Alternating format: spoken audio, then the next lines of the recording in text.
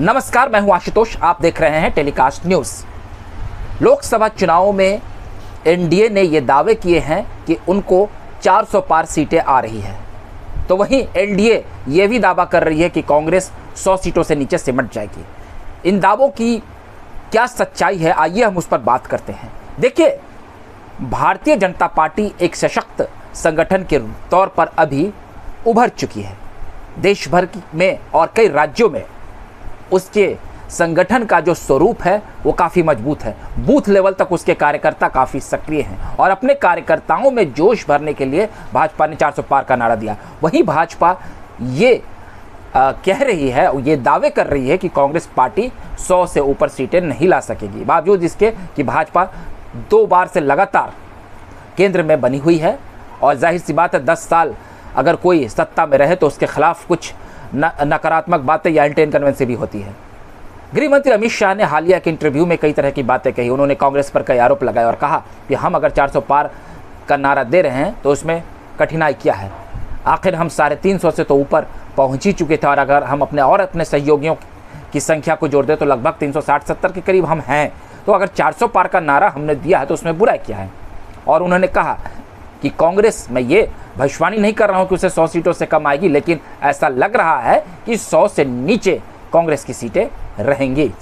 और यदि हम एक बड़ा लक्ष्य निर्धारित कर रहे हैं तो इसमें बुराई क्या है। लेकिन तमाम टीवी चैनल्स आजकल इसी में उलझी हुई है। कोई कह रहा है कि 400 पार आएगा, कोई 400 कह रहा है नहीं आएगा। लेकिन इन सब के बीच विपक्ष भी अब ये दावे करने लगा है कि हम 300 पार सीटें ले आएंगे। और अब देख लीजिए कि कोई ये नहीं कह रहा है विपक्षी दल की भाजपा बहुमत में नहीं आएगी, वो ये कह रही है कि 400 पार आएगी या नहीं आएगी, यानी भाजपा के जाल में वो फंसी हुई है। अब हम एक मुद्दे पर आते हैं कि आखिर लगभग 3 दशक से ऊपर का समय बीत चुका है, कांग्रेस को स्पष्ट बहुमत क्यों नहीं मिला है।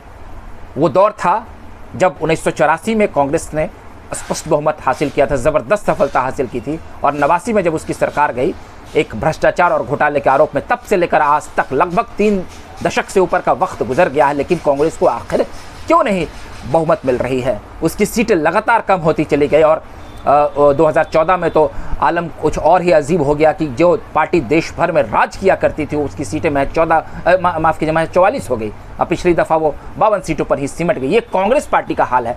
ऐसे में जो जितनी भी क्षेत्रीय पार्टियां हैं वो अब कांग्रेस को अपने मुकाबले की पार्टी समझती है। मतलब जितनी भी छत्रप और क्षेत्रीय पार्टियां हैं वो समझती है कि कांग्रेस भी अब क्षेत्रीय पार्टी हो गई है।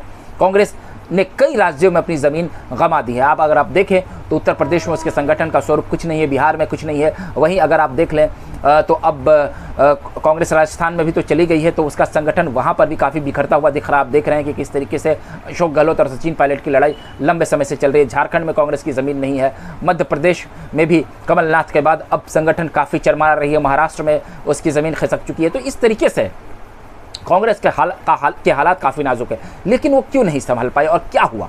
उसके संगठन के भीतर एक से एक बड़े नेता कद्दावर छोड़कर चले गए और देश की जनता का विश्वास क्यों नहीं कांग्रेस पर इतने लंबे समय से बन पा रहा है। लगातार कांग्रेस कमजोर होती चली जा रही है। तो इस बार ये कैसे मान लिया जाए कि वो स्पष्ट बहुमत ले आएगी। 4 में और 9 के जो हालात थे वो भी कुछ और थे। दरअसल ये वही पार्टी है जो शहीदों का अपमान करती है, सेना के शौर्य पर सवाल उठाती है। आपको याद होगा 2019 का वो आलम जब पुलवामा में आतंकी हमले हुए थे, तो इसी कांग्रेस ने कई तरह के सर्जिकल स्ट्राइक पर सवाल उठाए थे। उसका नतीजा उन्होंने भुगता और उसकी संगठन की और उसके गठबंधन की पूरी तरीके से हार हो गई। वहीं ये हमेशा सेना का अपमान करते हैं। सेना को लेकर अभद्र टिप्पणी भी इनके नेता कर देते हैं।